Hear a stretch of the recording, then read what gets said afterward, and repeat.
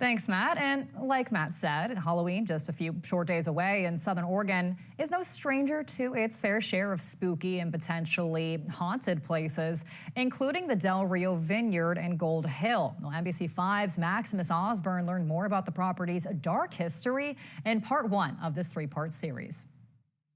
Weird things happen all the time. If these floors could talk, they'd have a lot to say. The longer I'm here, the more obvious it is to me that there is definitely something paranormal happening. I will never be here alone. Very spooky.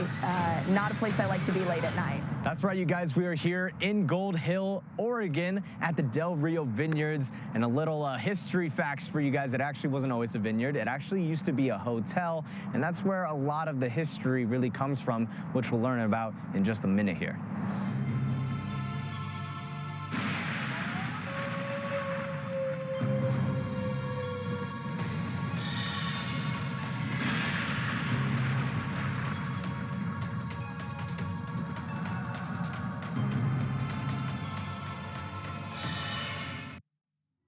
We continue to learn more and more every single time we do it.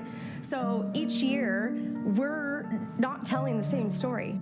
The Del Rio Vineyard hosts its annual Hattie Haunted Flight Nights. Courtney Thomas, who's worked at the vineyard for 13 years, says it's a time where guests can come, tour, and learn about the paranormal aspects and history of the property while enjoying some wine and some snacks. It's not just about the haunt, it's about the history of this house, which is really cool because every time you're in this house, you feel the presence of the history.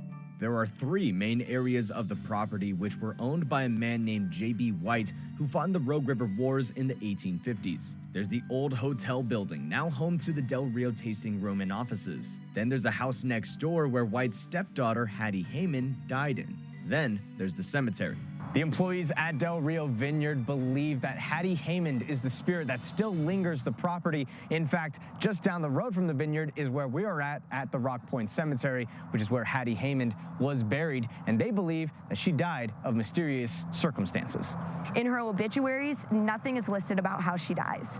What we have found interesting is that Hattie dies on June 16th, 1891, and she and Ben are credited with having no children at all.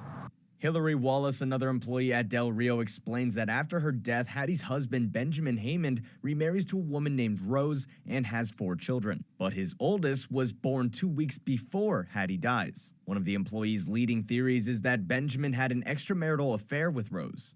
Hattie was dying of some sort of illness in one room, and Rose was giving birth in another.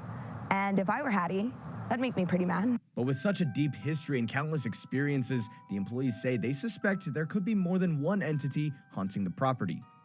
My bag has been scattered down the hallway upstairs. Drawers have been open. Wine bottles have been broken.